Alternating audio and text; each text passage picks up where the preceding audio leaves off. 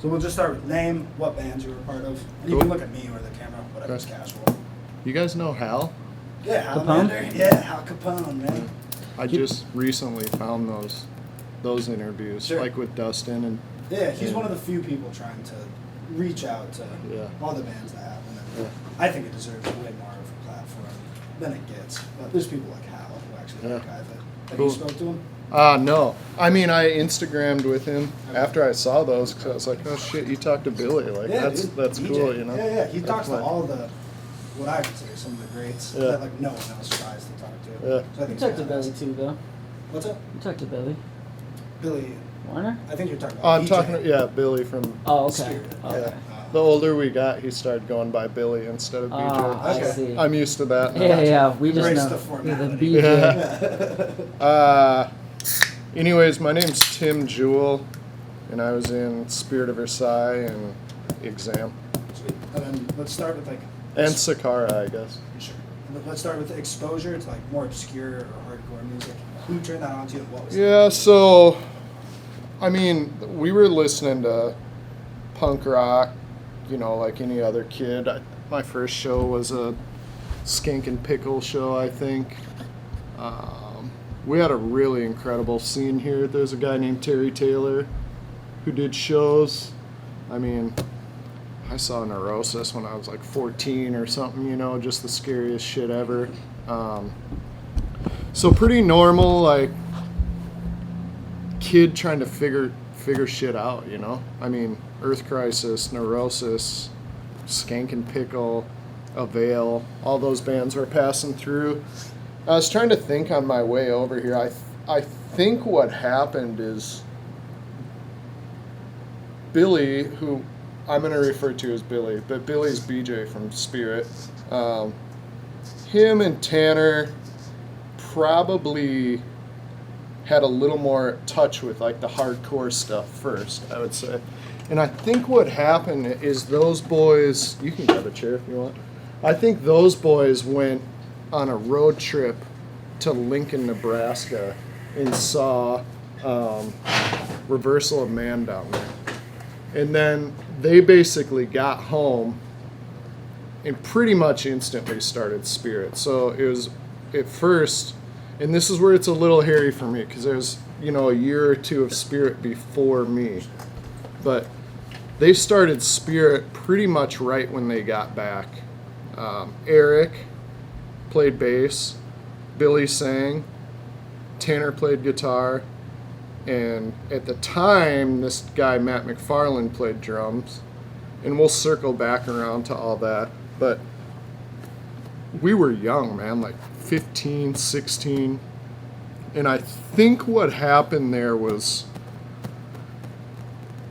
they decided they were going to do a little mini tour over Christmas break. And I think maybe Matt's parents were like, no, you're 15 years old. You're not going to Florida by yourself. So John, who I'll try to call him John, but we refer to him as Cuz the whole time. He had an older cousin here named James who was in the band Billy. I don't know if y'all ever heard Billy. Oh man, you got to hear Billy music. Look that up. I'm doing a good job if people are calling my shop after hours, right? So Cuz joined in then.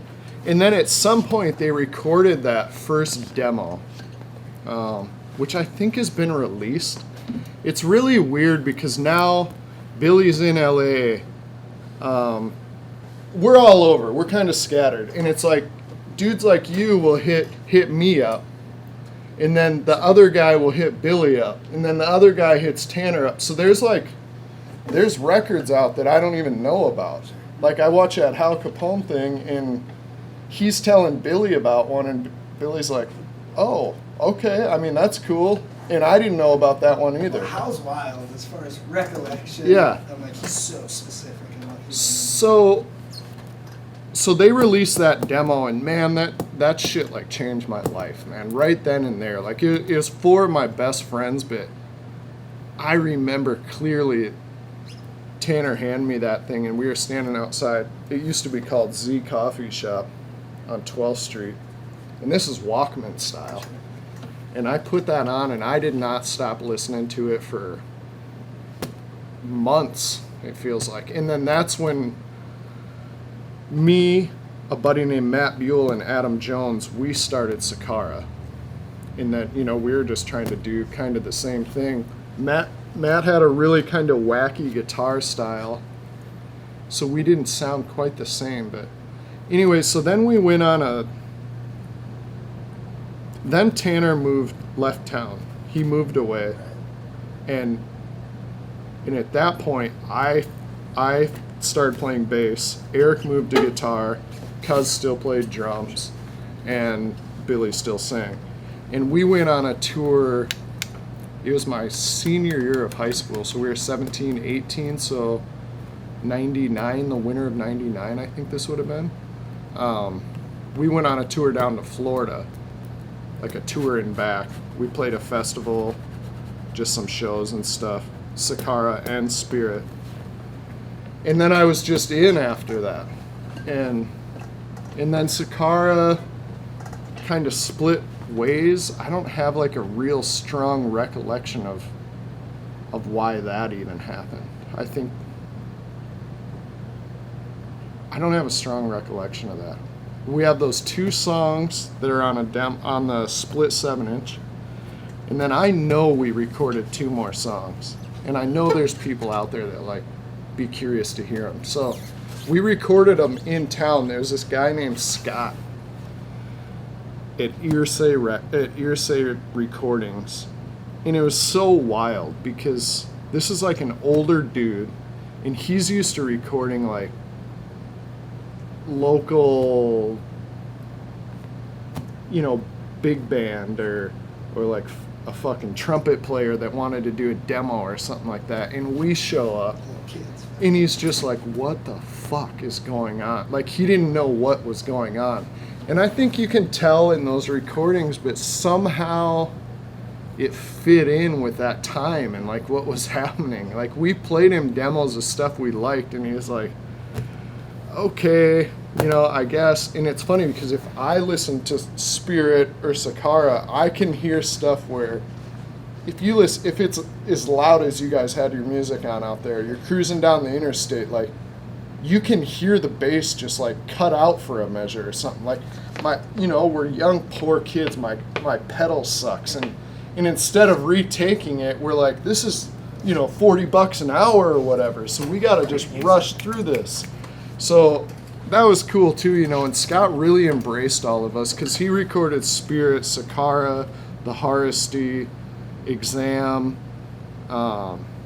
He did all the old Sioux Falls bands, and he was really a trooper for that.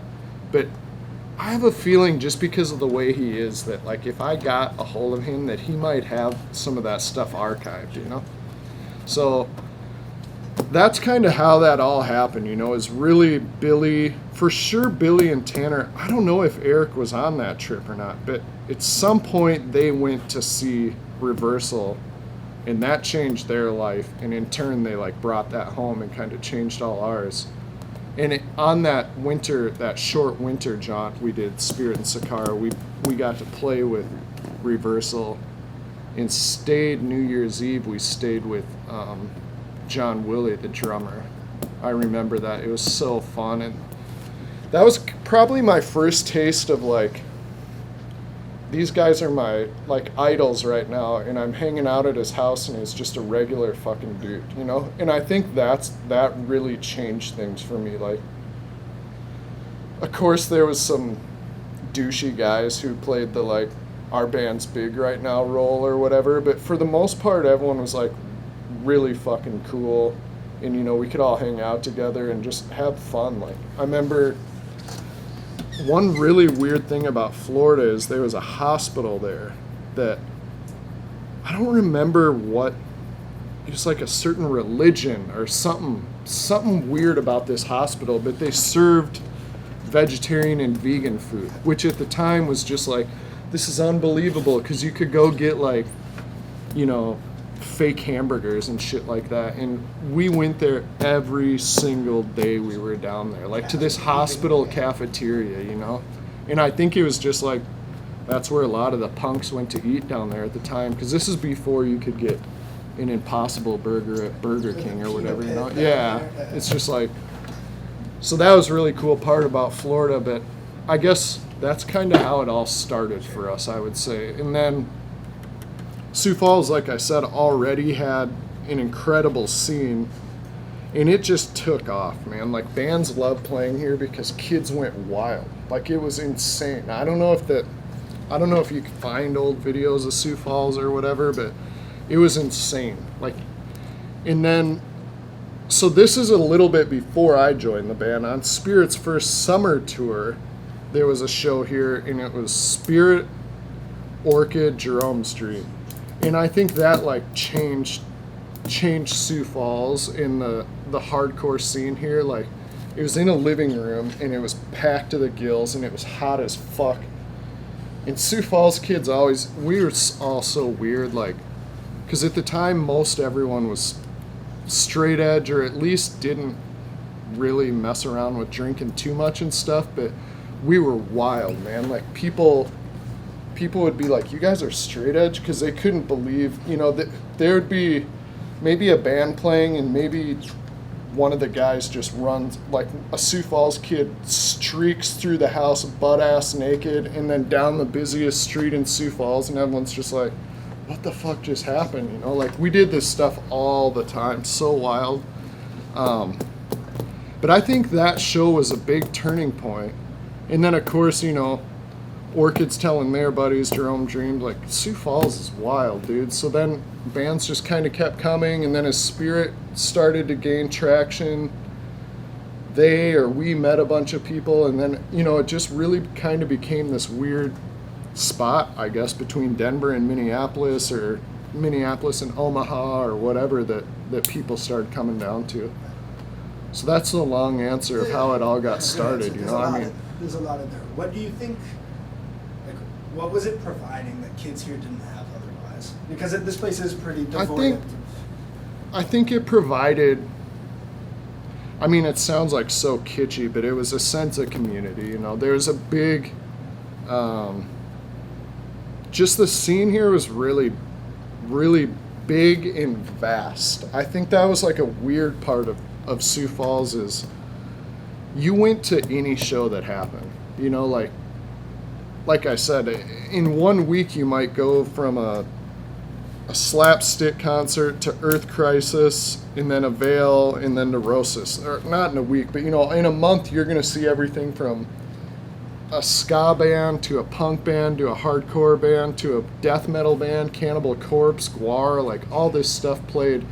And they all played at this spot called the Pomp Room downtown, which it's kind of amazing that our parents even let us go there, because now that I'm older and have friends who were 10, 15 years older than me, that was like a wild ass bar at night. But they would do all ages shows from 4 o'clock to 8 o'clock or whatever like that, you know? So I think it was just a community thing, because we all had to get along. You had to learn how to get along, because the metalheads had to be friends with the punks, who had to be friends with the ska kids. You know, we all just kind of hung out. It provided a great community. I think it provided safety, in a sense, for some of us who, you know, were weirdos. And there's an old story about, I wasn't there, but this kind of altercation happened, and it was like a traffic altercation. Like, you know, some kids called another punk kid, you know, whatever name, and he ended up somehow getting him to the punk house and rallying all the punks, and then these big jocks hop out of the truck, or I don't know if they're country boys or what, but then the way the story ends is that one of the punk guys knew one of the country boys or whatever, and so then it was like, hey, let's all just hang out and chill, and that's the way it ended, you know. So I think that was part of it. It was really cool to see young kids like come to one for the first time and like be all shy, and then, you know, a month later they're like singing in a band or something like that. Like there was this girl, Carissa, who she's passed on now, but she started coming to shows, and I remember her dad would be with her all the time, and she ended up singing for the Hardesty. I don't know if you guys have heard the Hardesty, but it's incredible shit. Jen was talking about Yeah, it. it's like insane. They were so good. I wish I knew. Like, give me your address before you leave, and I'll send you a 7-inch, because I have some of their 7-inches and stuff at home. But she started coming to shows with her dad, you know, and her dad was a guitar teacher. Like, people kind of knew who he was or whatever, and then slowly, you know, like be like him dropping her off, and then all of a sudden it's just like, okay, like once parents saw what was going on, it's like, oh, okay, you're just like a bunch of weirdos doing your thing, you protect each other, you know, and that's kind of, I think, again, long-winded, but I think that's what it provided, is a sense of community, safety. We were learning together, we were learning how to play, how to grow up, you know. We taught each other, I mean, at the time we taught each other how to survive, you know. Like, it's so weird talking to people who don't understand, like my fellow tattooers here, like when you tell someone like, yeah, I would leave town for a month to go on a month tour and be so stoked that I had $200 in my pocket, you know. And it's like, now as a 40-year-old man, I'd be terrified to leave town with only $200. You know, I mean, obviously inflation plays into that and stuff too, but it's like sleeping on floors, eating ramen. I remember washing my hair in a dirty mop bucket, you know, in Myrtle Beach one time, just because like my head itched so bad because it had been 4 days since we took a shower or whatever, that I finally just snapped, like, we're stopping, and I'm going to ask him if I can wash my hair. And this guy at the gas station's like, I guess you can wash your hair in the mop sink. Yeah. But yeah, I think just community, you know. I don't know how you guys get into it, but, you know, it's like with all of us, it's this weird fucked up thing. Like, your buddies, like, hey, let's go to this show. You got to ask your parents, and your parents are like, well, I don't know, but they let you go anyway, or whatever. Like, we all get into it a different way, but at the end of the day, you go, and somehow it just, I think for those of us who it sticks to, it just sticks. Like that first show, it sticks. And it's weird to me that there's people who aren't like that. Like, oh yeah, I went to a concert in middle school, and then one in high school, and, you know, I've been to like arena shows and shit, and I'm just like, what? Like, but again, I think that all goes back to Sioux Falls and the way it was. Like, seeing a veil in a bar with 800 kids, and you know 500 of them, you know, that's just a wild thing. Like, that's so cool that all that happened. And I could send you guys so much shit. I'm probably a good guy to find in that sense. I think Billy, Tanner, some of these guys probably have better memories, but I was kind of like, I think I'm kind of the hoarder out of the group. I should say pack rat, not hoarder, but I still have old flyers. I still have 7-inches. I have all this stuff that, Jen was pulling out high school photos from In Love and Memory. Oh, was she? Yeah. When did you talk to her then? Just yesterday. Did you? Yeah, yearbooks. Oh man, yeah. I wish you could have stopped and talked to Tanner in between. Well, we tried, because he's living self-sufficient on the farm. We reached out to him, and he reached back, but because of his perspective on technology, sure, his communication wasn't as efficient as we needed it to be. Yeah, because he probably has like the best memory of all that stuff, and, you know, he played Spirit, Eclipse of Eden, In Loving Memory, and I've been in touch with him the past probably 6 months now again, like, you know, once every couple of weeks or once a month we might shoot a message to each other or whatever. But yeah, man, Sioux Falls is wild. Like, if you saw some of these flyers, you'd be like, what? Because it would be weird too. There would be a show where it would be like some of the bands I'm talking about, but like on the same bill, like Page 99. Yeah. I mean, Oh yeah. So then once we got into the hardcore thing, that was insane too, because we had a buddy Derek, and for whatever reason his parents were letting us do shows in the garage, so it would be like, yeah, Page 99 and blood brothers in some high school buddy's garage, you know, just packed, sweaty kids. His parents would like come out and wave to us and stuff, you know. It was wild, man. Sure. And then Yeah. what values and priorities do you think that scene taught you that you carry to this day? So I think what it taught me is to try to not be an asshole, really. Like to really slim it down to an easy answer is like to just be respectful, to try to understand when people are having a high or having a low, you know. And now, like, co-running this shop, I think that's one thing that I like bring here with me is that sense of community, you know. Like we do a Christmas dinner every year where we all get together and like just have a big table where there's food everywhere, and you know, I think stuff like that, like, I mean, I think I just care about people a lot when it comes to that shit, like, because that's the way we were raised, you know. So when I was 17, my mom relocated to Omaha, and she basically at this point trusted me enough where she was like, here's the deal, like, you have 6 months of school left, you can chill in Sioux Falls and we'll get rid of the house after you graduate, or you can come to Omaha with me. And obviously I was like, well, I'm going to chill in Sioux Falls. And I had an uncle who was only maybe 5-6 years older than me, so he lived in the house too.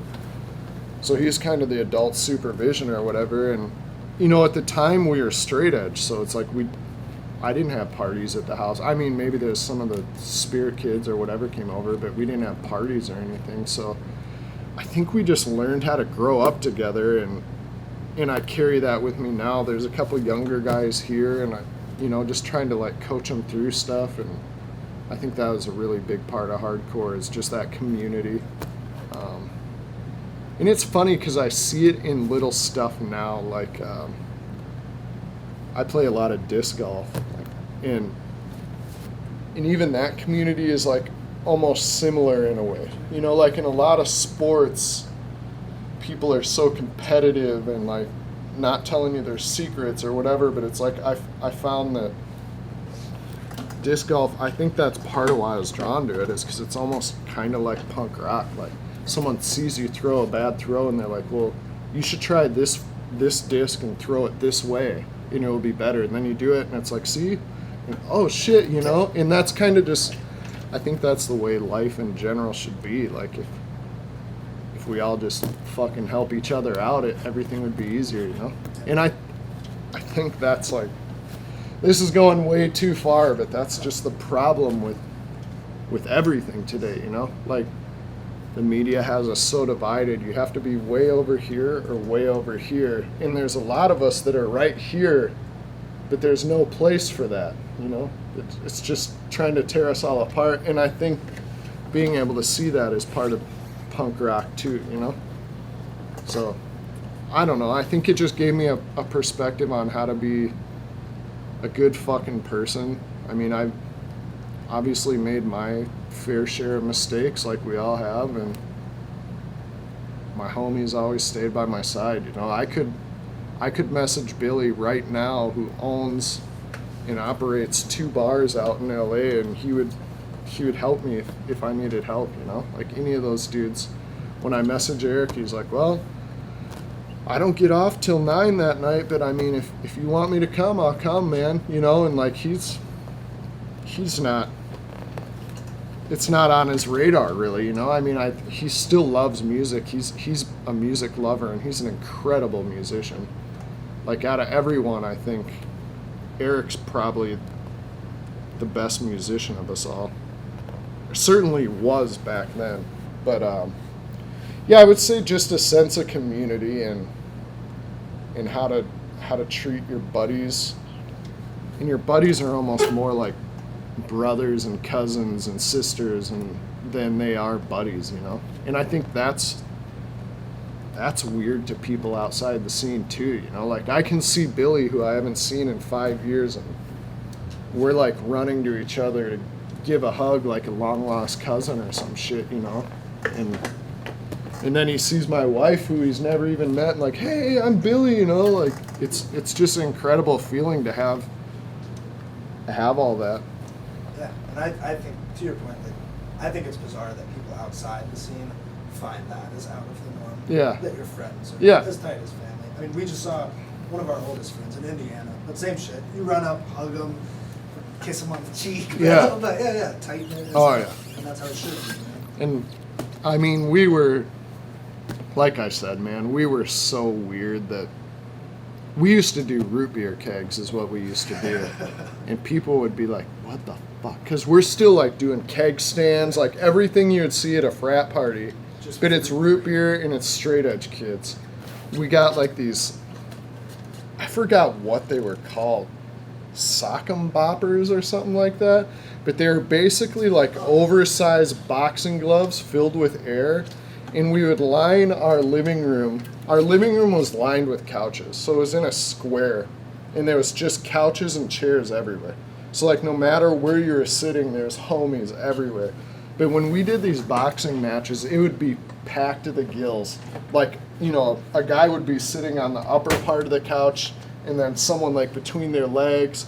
And two dudes would just duke it out. And we'd do like till one of them tapped, or I don't remember what the rules were. Maybe if you got knocked over. And we did that till someone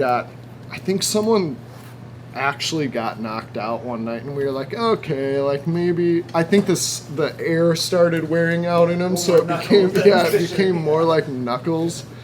So that's kind of when we quit that. But yeah, man, best, like, next to having a child and a wife, that's the best times of my life for sure. Excellent. Like without a doubt, from 16, 17 till, you know, probably 24, 25. And then that continued in a weird way here onto, we got older, we started listening to rock and roll and blues and shit, and we started other bands that sounded like that. And that community kind of like stuck around, you know, like we still go to each other's shows, even if this guy's playing kind of some weird shit you don't really like. It's like, that's my dog, and I've been in bands and homies with him for 15 years, so I'm going to go to his show, you know? And it's weird because my wife was raised on a farm. Like, she's a Kansas farm girl, so she doesn't know what this shit is at all. So she'll be like, do you like that band? And I'm like, no, but that don't matter. Like, that's my homie. I'm going, you know? So. Yeah, excellent answer. And then let's talk about like reaction to, I don't know how much you like look on the internet in regards to Spirit, but are you surprised to see that people are still listening to like what you and your high school friends were doing in garages? You know, and basements? I am. Like, it's weird, but there's a weird, so Billy would probably kill me for telling this story. We can cut But anything out. no, this is a good one. Like, this can stay in, but he's gonna get on my ass about it. But it's come full circle now, so that's why it's okay to tell this story. But Billy was a huge nerd about the band Frail. Okay. So the Frail guys ended up, a couple of them I think got into Ink and Dagger, and then on and on and on. Well, anyways, somehow, and this is fucking incredible for back in the day, because this is before Facebook, any of this shit. Somehow Billy gets the singer of Frail's phone number. And you know, this is a home phone. So rings, and this dude's sister answers. And somehow Billy finds out it's his sister. And like starts asking her questions about Frail, like the band and shit. And of course she's like, whatever, you know, blows him off. And we always gave him shit about that, because he had a Frail tattoo. Like, he was a big, big nerd about it. And now it's come full circle to him, where like people are sending him emails being like, oh my God, your band changed my life, man. And it's like, so I think in a way it surprises us, but it doesn't, you know, because Frail had been broken up for years by the time Billy was calling his house or whatever. Yeah. So I think, like, I want to say it surprises me, but it kind of doesn't because I fucking get it. Like, I've been there, you know? For me, that band was like Portraits of Past. That's my favorite. That's like the hardcore record that still ends up on my turntable pretty regularly. We're going to talk to Rex. Yeah? Yeah. And I think it, like, if you listen to the Spirit stuff, after I joined especially, I mean, Eric was doing most of the writing, but like, you hear that Portraits of Past, like, sometimes almost blatantly, like, some of those riffs and stuff, you know, and then we all ended up getting Super Sixes, like the same amps they use and stuff, like, figured out what they were using, and We're doing this. but that was the band that I think me and Eric both, like, really, and Billy, I mean, and Cuz, everyone, like, we really nerded out on that band. So I get it. Like, it's cool. I still, like I said, I still listen to Portraits of Past. I still have some of my Page 99 stuff. A lot of dudes back then would sell their records on tour to make money to be on tour. And somehow I got away without doing that. Like, I would rather eat shitty ramen for a month than sell my records, you know? So I still have a lot of them. My homie Tommy Midland got a chunk of them. I think Stephen Williams got a chunk of them. But I still have quite a bit. I have most all my 7 inches.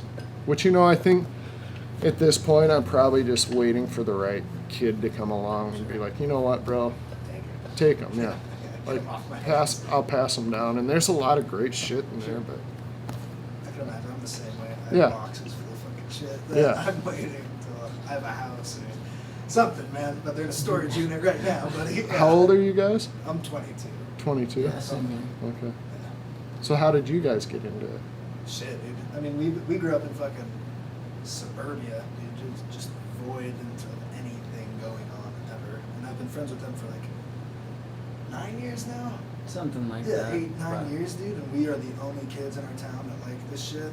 Hence, that's kind of Hence- the purpose of the project. They're just- Why we're going across gotta the go, country. yeah, everywhere just to 'Cause we're find not, it. like, real life's hitting us. I'm a psych tech, so I work with schizophrenics and dementia.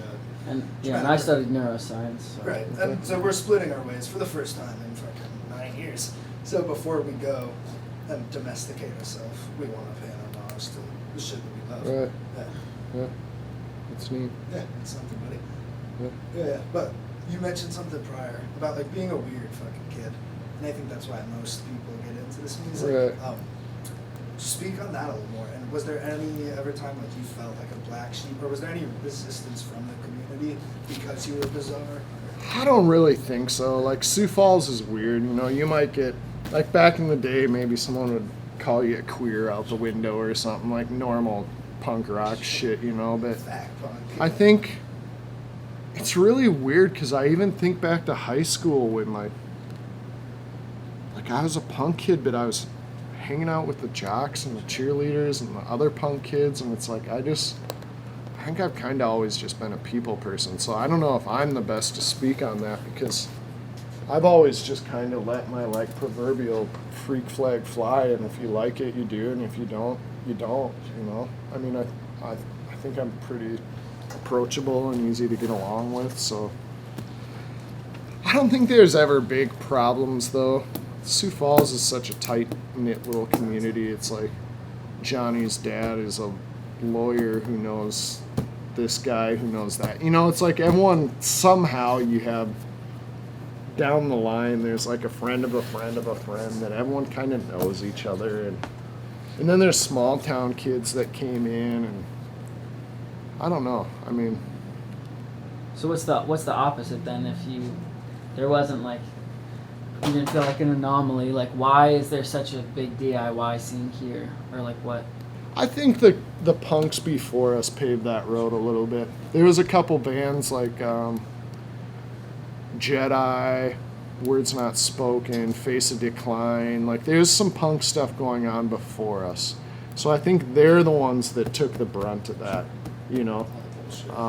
Terry Taylor, who I was talking about earlier, who did a lot of the shows, his punk band Face of Decline was actually, it might have been the first ever Relapse record, but it was like the first 1 to 10 somewhere for sure, you know.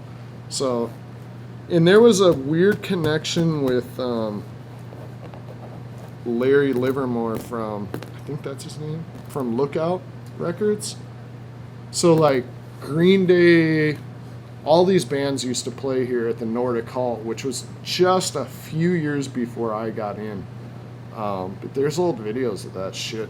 So even when I was a young man, Green Day was playing a hall this big and it would be packed, you know. So this has been happening way before me. So I don't think we really set the standard other than being hardcore. I think that weirded people out a little bit because either you were punk or you were metal, and hardcore kind of was like in the middle somewhere where it's like the punk kids are like, okay, like I get this, and then the metal kids are like, okay, well, I mean, this is loud and fast and there's blast beats and screaming, like fuck it, yeah, I'll come to the show too, you know. So I think that kind of helped with all that too. Just hardcore is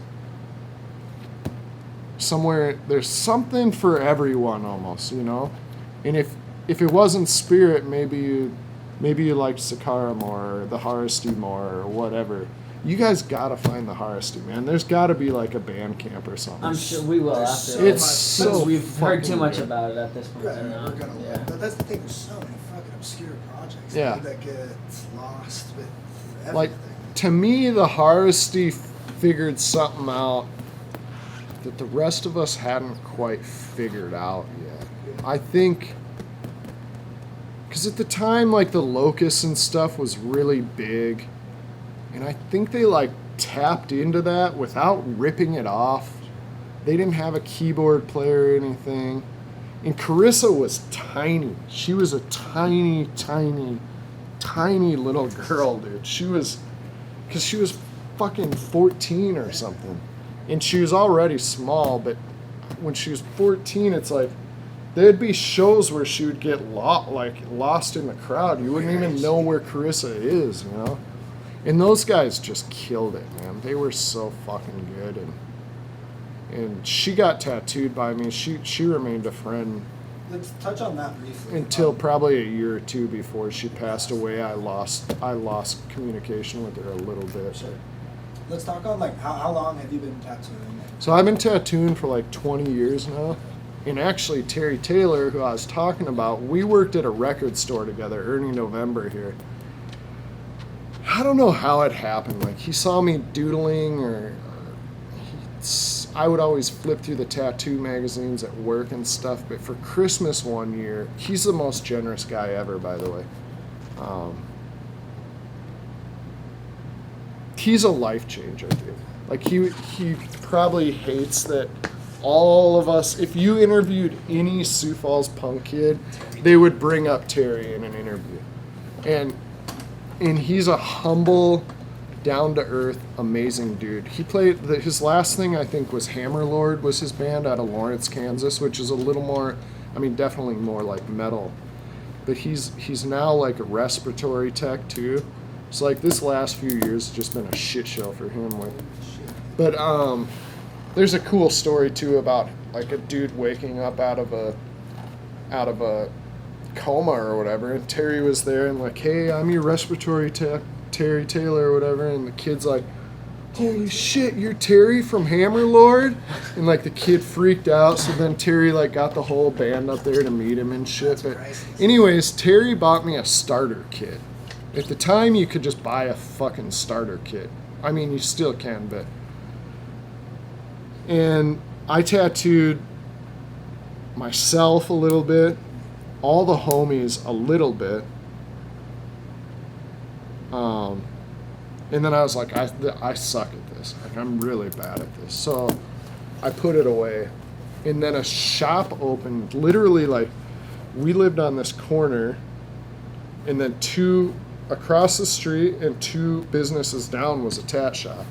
And I started hanging out there, cleaning the floors and shit. And then eventually I went on tour. And when I came back, part of cleaning and stuff was he let me use all the drawing supplies or whatever. When I came back, he said like, hey, I looked through your sketchbook. Do you want to learn how to do this? And I was like, fuck it. Let's give it a go, you know? And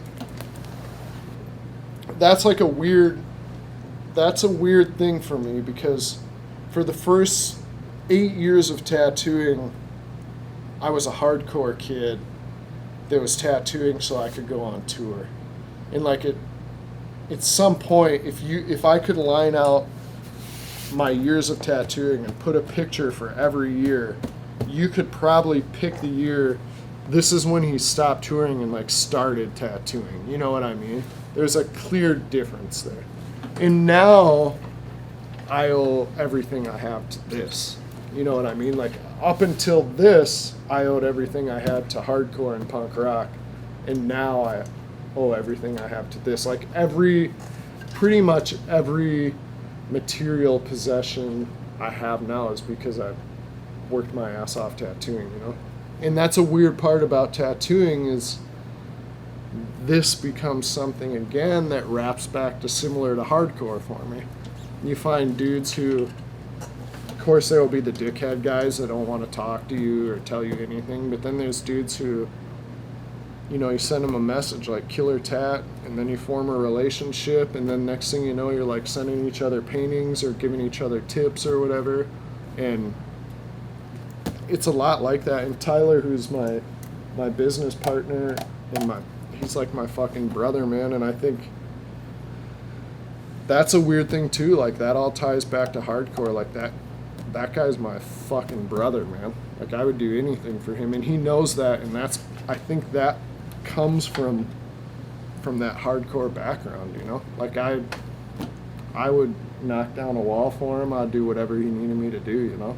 Because I mean, I have brothers and sisters, and I'm tight with them, but they're all half brothers and sisters, so we're separated by time and space.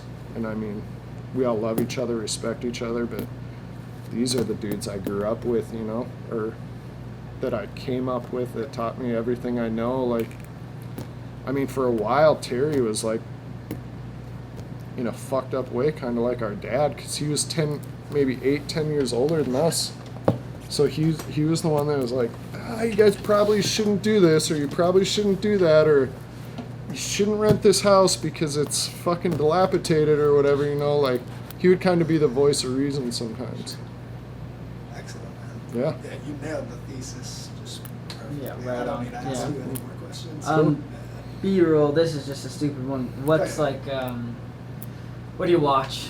Well, what's Movies. other media that has been influential? Yeah. Because we put out teasers for each interview. Sure, so I'm like one of those weirdos, and I always hate saying it, but I really don't watch a lot of TV. What I do watch is sports. Like, I'm a football nut. Football's my main thing. Baseball and basketball I'm a big fan of too. I've grown an affinity for MMA, and I think in a fucked up way that's also because of hardcore. Like, you see two dudes beat the shit out of each other and then get up and hug each other. Like, what the fuck? Yeah, that's weird shit, but I think that my brain goes back to that. Like, there's so many things that my brain reverts back to that. Like, I've been hurt the last 2 summers. My back got all fucked up. So last summer I said, fuck it, and I joined a gym, personal trainer and shit. And it's the same thing there, dude. It's like this community of people who care about each other. You know, from an outsider's view, it's dudes and chicks like lifting weights and trying to get jacked, but it's really not like that at all. Like, everyone's looking out for each other, teaching each other how to just be strong, you know, not even like jacked, but just be strong, like take care of yourself a little bit, you know. But I think you might have lost me on that one a little bit, your question. You but like I have one more. Oh yeah. What's the causation, or why the gravitation towards like straight edge? Why so many people here like give me not 1 want to second. do drugs? So I think that came from reversal. Okay. So honestly, like, I probably had a typical, I guess I don't know if it's typical, but like, you know, 14, 15, maybe you smoke a cigarette one of your buddies stole from their dad, or your buddy stole a pack of smokes from the store or whatever, like. And now it's so funny. Like, if you drove by a 13 or 14-year-old smoking, you're like, what the? Did I just see a 13-year-old smoking a cig? But then, like, then that shit never really, I don't think it really ever latched on with me. You know, I think maybe we smoked weed a couple times in middle school or something like that. Whatever. I never cared for drinking until I was older, but I think really what put a label on it, honestly, is probably starting with Earth Crisis and stuff like that, and then I think Reversal of Man sealed that deal. Like, this is it. This is what we want to do. So even though Spirit didn't really sound much anything like Reversal of Man, I think that's where it was all born. It's from that Reversal of Man show that sadly I wasn't even at. Like, we got to see him several times after that. But those are great role models, man. Yeah. As a kid, and now I think in a lot of like mainstream music, I think it's super adverse to that, like glorification yeah, of drug use of all kinds, which is unfortunate. Yeah. I think that's great. yeah. I mean, and you know, I think eventually, almost all of us probably, in one way or another, lost the edge. Broke edge. Yeah. I mean, and then I remember, dude, it was really fucked up because it was a really big deal at first. Like, my homie, I think me and my homie Dan, who is the drummer in Exam, insane fucking drummer. I think maybe like we were a couple of the first to like be like, I had a cigarette, or and like we had these weird interventions about it for some reason, you know, like we'd tell all of our homies like, man, I'm really sorry I lost the edge, and people would be like crying and just upset, or like, you know, and then I think finally one by one it just started happening, and then it's like you figure out like, oh, okay, like I can have some beers at home, and on a Friday night, like we can all still party, and then it was like, oh, we can party together, like you don't have to be an addict to like have fun on a Friday or whatever. And then I think it just snowballed into, everyone kind of went different ways, you know, like me personally, I got really, when I was like around exam time, probably I was really just enjoying being really high. Even to this day, like I still don't really care for drinking. I had a bad experience on my 21st birthday. Way too drunk, yeah. Like, one of my roommates came and picked me up to bring me home, and I remember I was sitting in her passenger car like one-eyed, and I just told myself then, like, I'm not gonna do this shit. Like, a lot of people do not believe me when I tell them that I've never driven a car when I was too drunk to drive. Like, never, ever. And it's just because of that one incident. Like, I realized right then, like, this is how people kill other people, you know? They're, like, looking through one eye, and I mean, we all, like I said before, we all make fucking mistakes, man.